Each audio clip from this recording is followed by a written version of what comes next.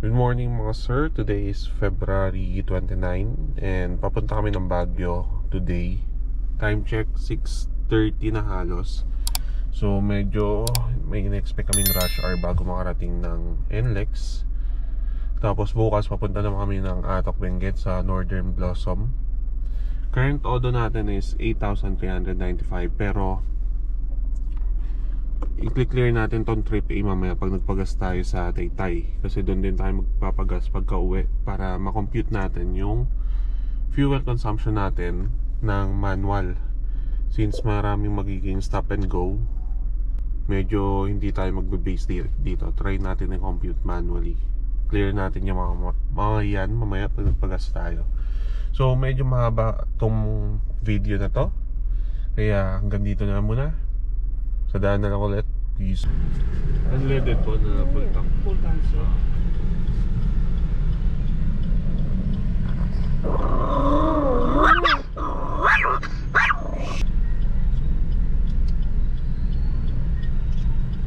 Okay, thank you. Thank you po.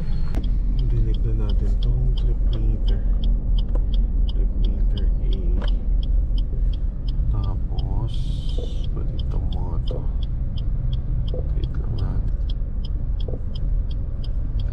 Yes, pwede tanggalin na rin natin to. Okay, all set. Tara.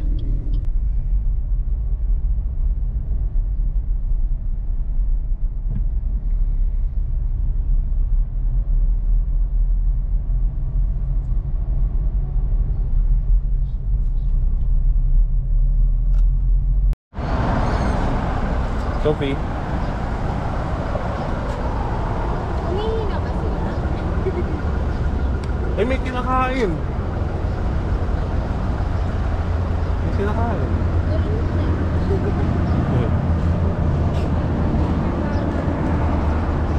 Dito na kami somewhere in Pampanga. Inat lang, tsaka nagpaihi ng mga aso. Tapos pakita ko lang pala yung karga namin para may idea lang kayo sa load ng sakyan. Dito sa harapan, mga unan lang naman para kay misis tsaka sa mga aso. Sa likod, ayan, nandito yung mostly ng gamit. Dalawang bag, tapos eco bag. Tapos ito, cover lang namin kung dyan pwesto yung aso. Pero sa biyahe, nasa harap sila.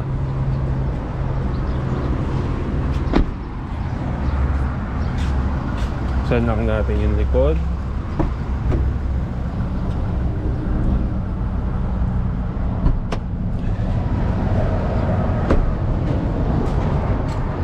Sophie. Hey. Ayan ba? Sarap. Sa likod, stroller lang nila.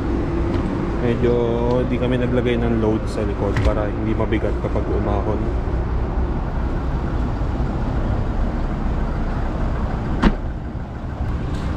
So, paalis na ulit kami. Time check, lagpas 10 na. Tapos from CO Ilangono, kung saan tayo nagpa full tank, to dito sa Pampanga, 1 bar pa lang. Not sure kung kita. Ayan, 1 bar pa lang yung nabawas sa gas natin. Kasya naman yan hanggang Baguio, sobra pa yan. Biyahe na ulit kami.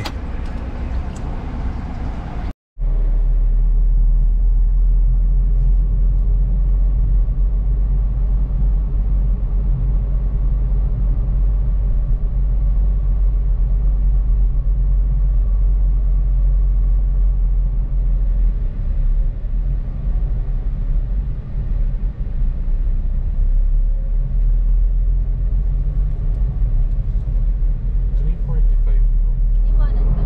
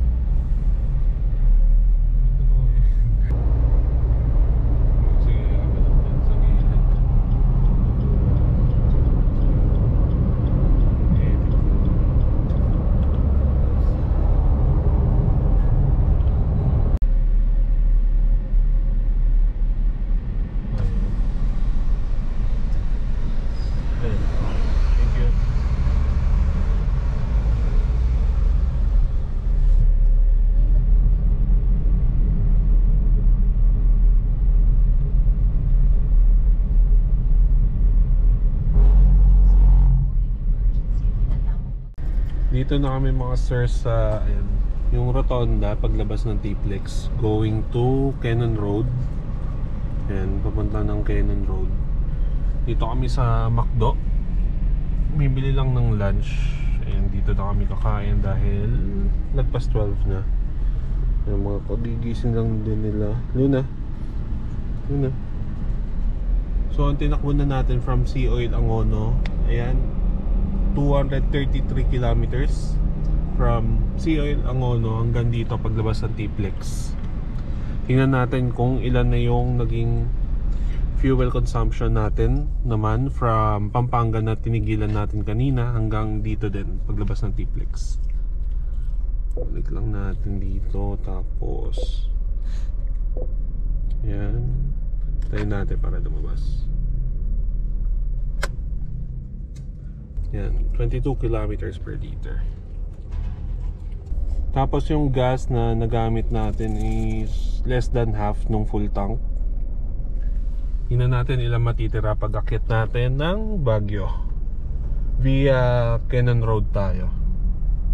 So kain muna kami, mamaya na lang ulit pag nasa taas na kami.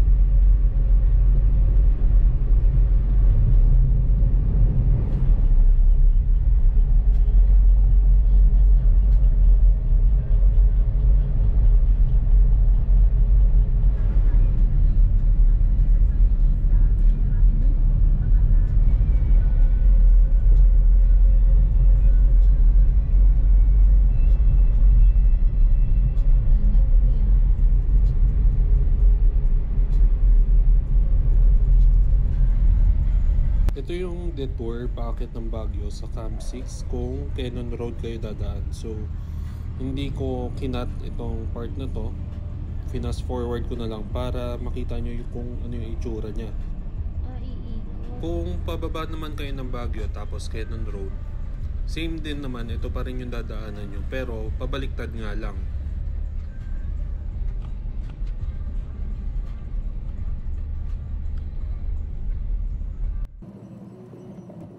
Fast forward ko na dahil medyo mahaba-haba itong part na to.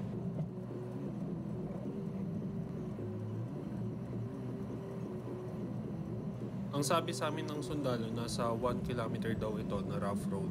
Pero di naman siya totally rough road. May mga part na kahit papano naman maayos yung pagkakalatag ng lupa. Siguro dahil nadaan-daanan na, medyo pumatag na.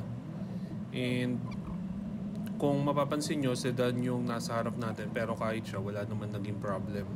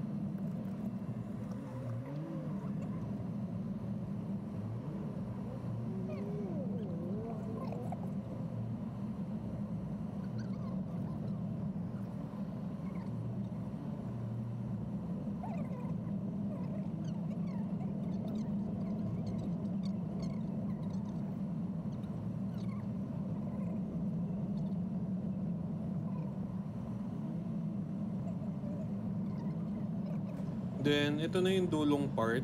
Dito yung challenging kasi paahon siya tapos medyo masikip. Actually, yung puti na sasakyan na yan, galing na yan sa taas. Kaso, di ko alam kung nabitin tapos umurong siya tapos hindi na ulit siya nag-attempt. Nauna na kami mga nasa likod. Tapos yun, kung mapapansin nyo, naglalagay pa sila ng bato kaya hindi din ganong fix yung mga bato. Mararamdaman mo sa ilalim na gumagalaw yung dinadaanan. Pero kapag nakaahon ka na sa part na yan, medyo okay na naman. Tingin ko kapag pauwi, mas madali siya daanan kasi yung binabaan natin kanina medyo maluwag siya. Unlike dito na kapag paakyat tayo ng Baguio, medyo masikip yung dadaanan.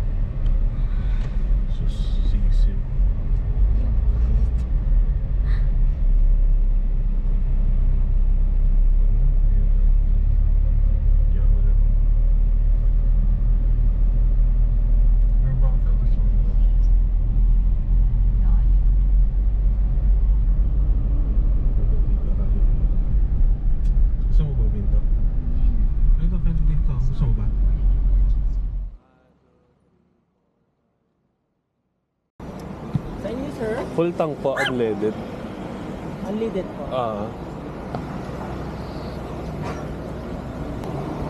Full tank unleaded. Yes po.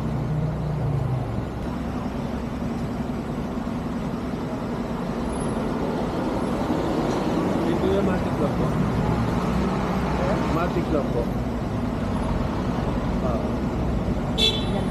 Okay.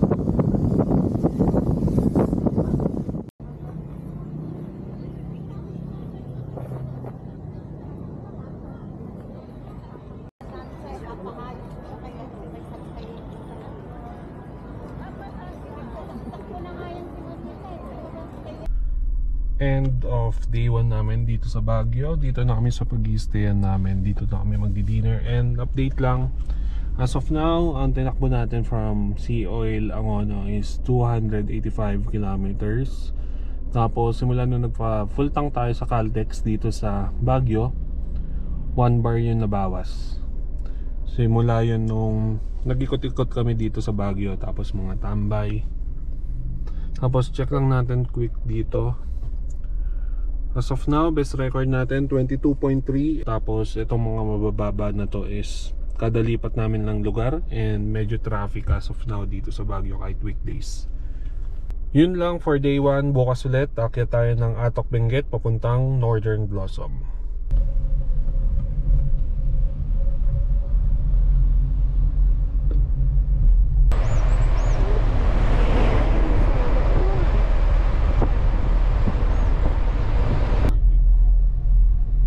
Nag-overtake ka?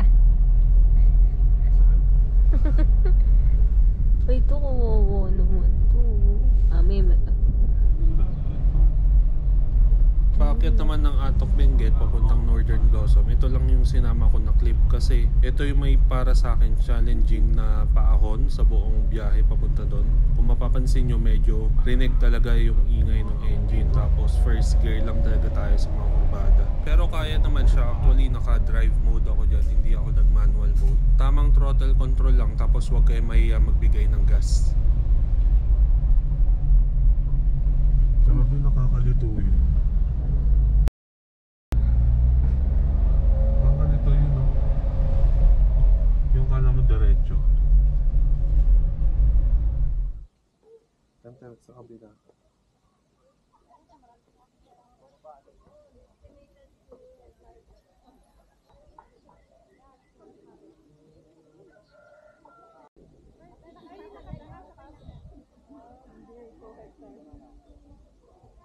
Tapos, makikita ka.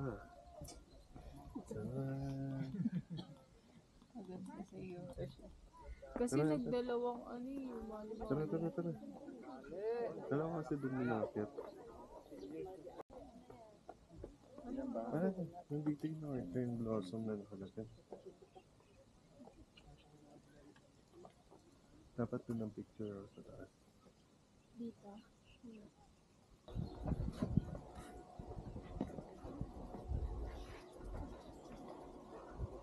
Tulog ka na ba? Ha?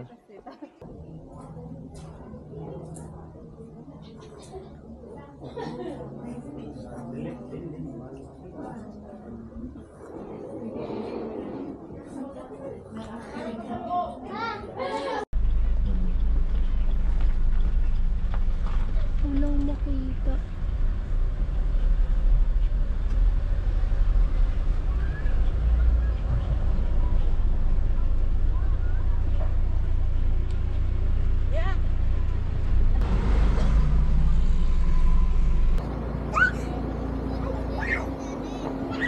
Anong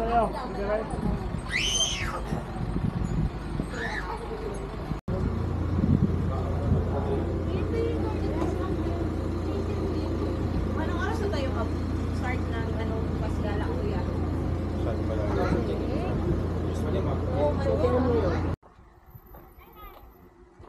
Ay, ito pa sa loob na ito.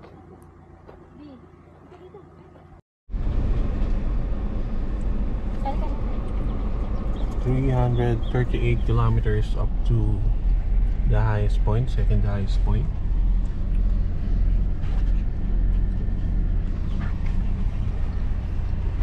Pababa na po kami. Pupuntang Strawberry Farm. Magic. Dadaan kami sa ilalim. Magic yan, magic. May ano rin pala siya doon, yung parang ano, may Sophie.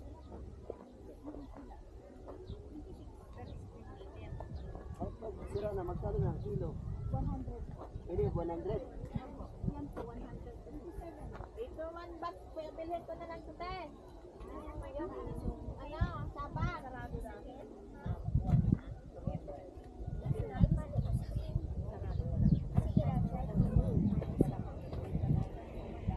Saan tayo dito?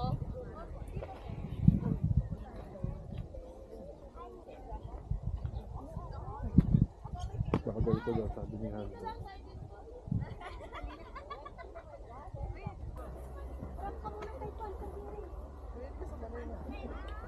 Nagkapita ito. Akin?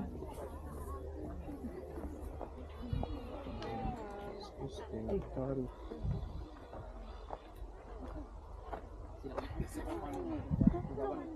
Dito man, dito sir. Oh. 100 tayo dito, bagong pitas may 200. May bawas kung marami. 6,400. Sa akin 500. May free taste tayo sir. So quick update lang tayo mga sir. Today is Friday. Dito tayo ngayon sa Strawberry Farm. Kagagaling lang namin kaninang umaga sa Northern Blossom tsaka sa highest point. As of now, lagpas 2 PM na. And simula nung nagpagas tayo sa Caltex Baguio kahapon, yan pa yung tira sa full tank natin. Tapos check lang tayo fuel consumption. Ito yung pinakamataas natin as of now, 24 kilometers per liter. Pero downhill yan eh, from highest point sa Atok Benguet pababa dito sa Strawberry Farm, 24 kilometers per liter. Tapos medyo bumigat yung load ng sasakyan natin kasi makita ko sa inyo yung mga pinagbibili dito. Tapos bumibili pa si Mrs.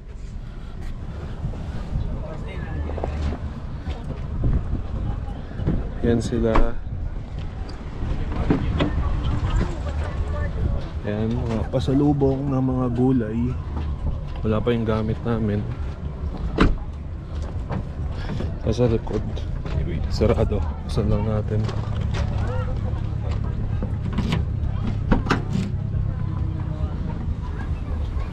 Boom. Mga halaman from highest point. Mura lang doon, 105. Ayan. Tapos strawberries pampasalubong. Ito sa highest point din namin nabili. Cherry potatoes, saka lettuce. Tapos bumili din kaming walis, mga nagpabili. Tapos yan, may mga pasalubong pa dyan. Ayan, may mga gulay pa dyan. Ube jam. Ito, ube jam. Tapos stroller. Yan, medyo may mga dagdag bagahe. Yun lang, mamaya ulit.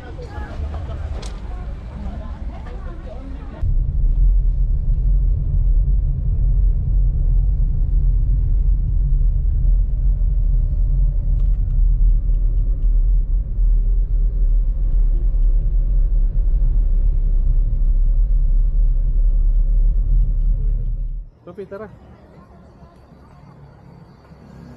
Ano, dito na.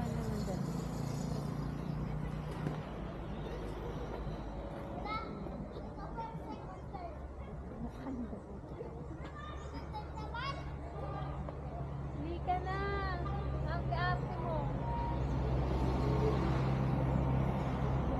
Sige na. Targayin ko na. Targayin ko. Ako lang magkakaroon. Tara na.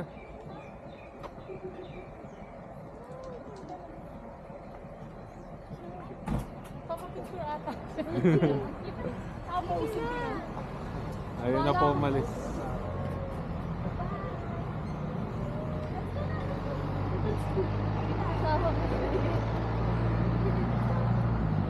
Tingnan na, Sophie.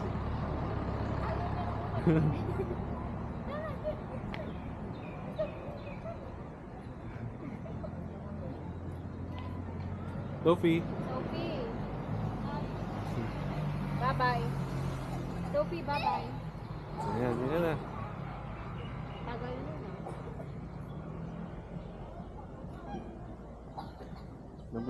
Dapat naman na yung lipstick. Talabas ako sa akin. Wag pa.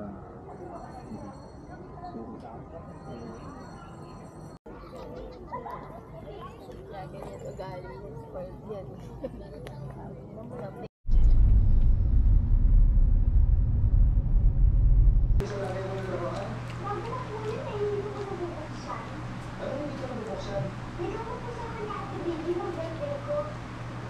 Today is our third day here in Baguio and last day as well. Quick update lang. Ito yung gas natin natira simula nung nagpa full tank dito sa Baguio. So nakapag-atok bingkit na tayo and yan pa yung tira. And ngayong last day namin, ang pupuntahan na lang namin is yung simbahan tsaka palengke. Tingnan namin kung may pwede pang mabili. Tapos yung gas, titignan natin kung baka sa baba na kami magpagas sa Sea Oil doon bago pumasok ng T-Flex. Tapos quick update lang sa fuel consumption natin, ito siya ngayon. Pero kukompute natin yan ng manual pagka uwi. Pero possible bumaba to dahil Saturday ngayon, start na ng mga dating ng ibang tourist ngayong weekend. And habang nagpapainit, pakita ko lang yung load ng sasakyan.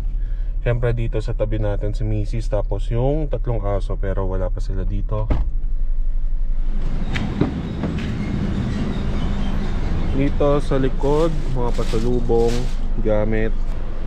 Tapos dito, ito mga pinabiling pasalubong. Ito halong pagkain na may konting pasalubong. Tapos yon, pakita ko sa inyo mamaya sa kabila. Sa likod naman, pasalubong ulit, mga wallet. Tapos stroller nung aso, gamit ulit. Tapos pasalubong. Tapos mga nagpabili ng walis.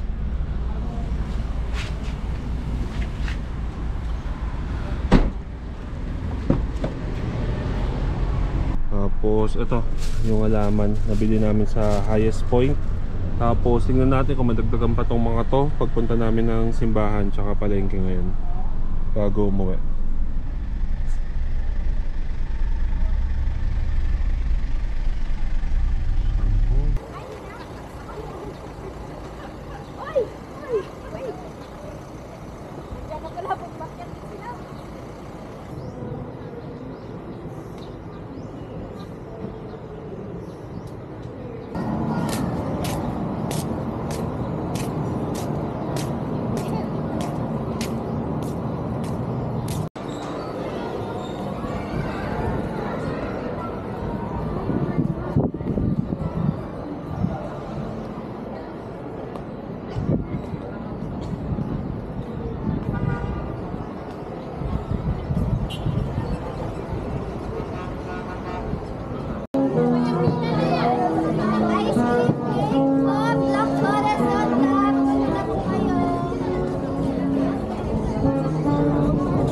Quick update lang mga sir, nandito ulit kami sa strawberry farm bago umuwi kasi may nagpabili ng gulay, may nagpahabol. And quick update lang, odo natin is 416 kilometers, gas natin nasa half.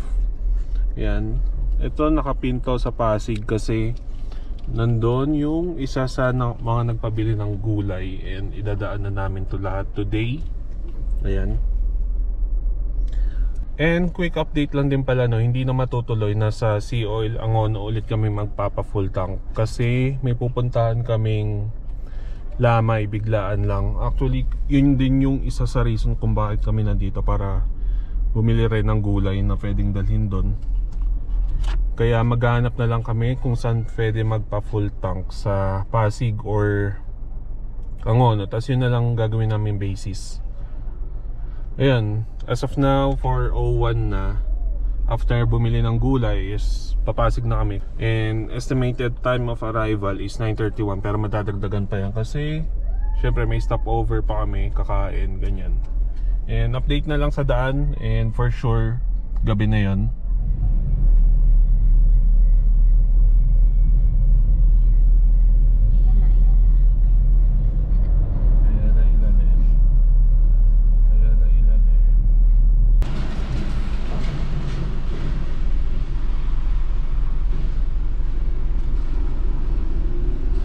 Dito siya. Ah. 17117.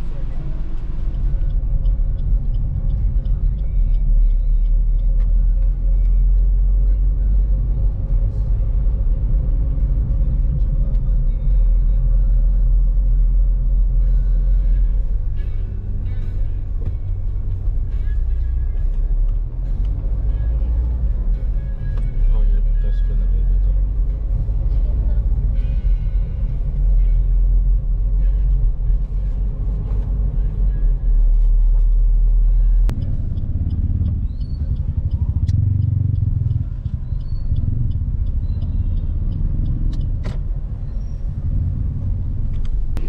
Nakakuha kayo ng discount yun, sir? Ah. Oh. Magkano rin po? Parang 6. Kasi sa security bank, 6 pesos yata. Security ba? Today is April 2 and ngayon lang natin na-compute yung fuel consumption natin nung nagbagyo tayo ng February 29 to March 1. Medyo naging busy kasi, pero anyway, ito yung computation, manual computation, and i-explain ko lang. So dito yung gas station kung saan tayo mga nagpagas, which is 4 na gas station. Sea-Oil Angono yung first stop natin. Tapos Caltex Baguio. Itong Caltex Baguio na to is yung malapit sa Victory Liner. Tapos Sea-Oil Rosario La Union. Ito yung malapit sa Tiplex. Malapit din sa Cannon Road. Tapos itong Sea-Oil Palatio Pasig.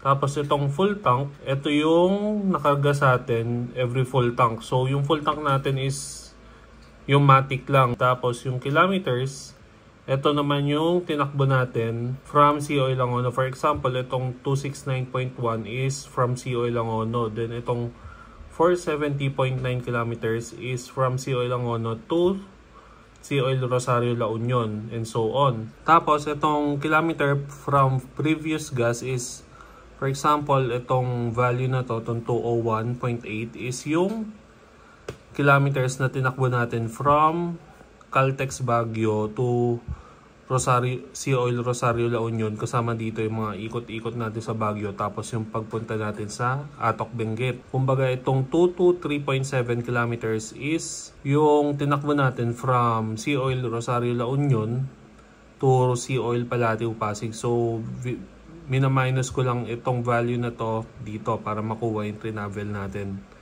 Tapos ito for reference lang, price per liter sa mga gasoline station. Itong tatlong Sea-Oil na to medyo dikit-dikit lang yung price, pero mapapansin nyo yung Caltex Baguio medyo mataas. Medyo malaki kasi talaga yung difference sa gas sa Baguio. Tapos ito yung kilometers per liter natin. Tapos punta na tayo per entry. So simulan natin sa Caltex Baguio. Dito sa Caltex Baguio, nung nagpa full tank tayo is 10 liters lang yung nakarga. Actually dito medyo duda ako kasi hindi ako sure kung bago lang yung gasoline boy or hindi kami nagkaintindihan or hindi siya sure sa ginagawa niya. Kasi medyo duda ako medyo maliit para sa akin tong 10 liters na to. Tapos kung i-compute nyo, ang fuel consumption natin from Sea-Oil Angono to Caltex Baguio is 26.91. Para sa akin medyo mataas Though walang traffic sa NLEX at Tiplex kasi weekdays. Halos kami lang yung dumadaan, especially Tiplex. Pero umahon tayo ng Cannon Road Tapos from Sea-Oil Angono, napaka-traffic hanggang makapasok kami ng NLEX. So dumaan kami ng EDSA. So para sa akin medyo mataas tong value na to. Tingin ko hindi siya accurate. Pero ni-record ko na lang din para pag nag-total tayo, at least sa total accurate tayo.